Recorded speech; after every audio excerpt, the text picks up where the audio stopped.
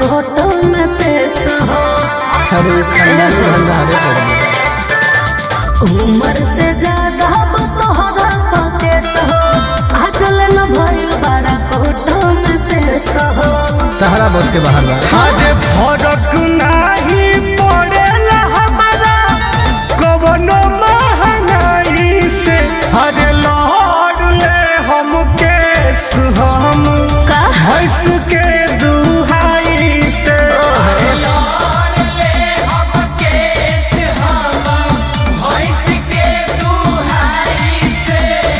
खातना कमैले करेला।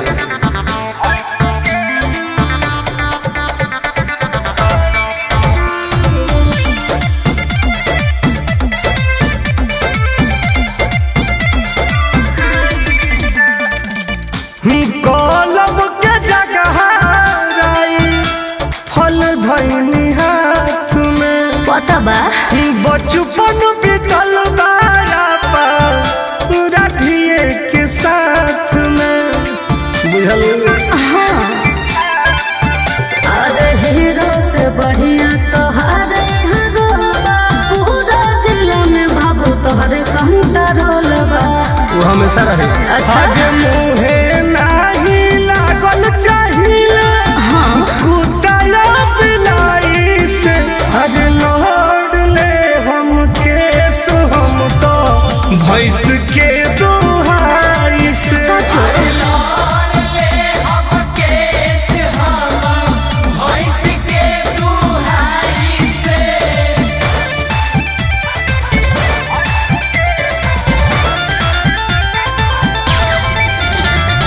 Music by Abhishek Gupta.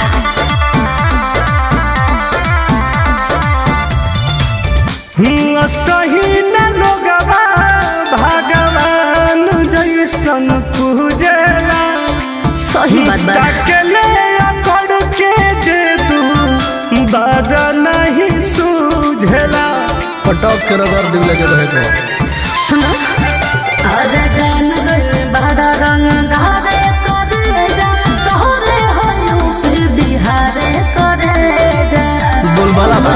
आज के बाटे जे मुँह लड़ाई टुन टुन बोलगी दोनों भाई से।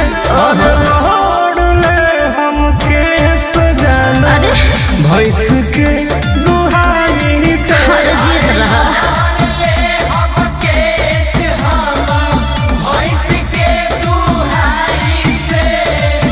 हमरा तो डरे नहीं है कोनो चीज के।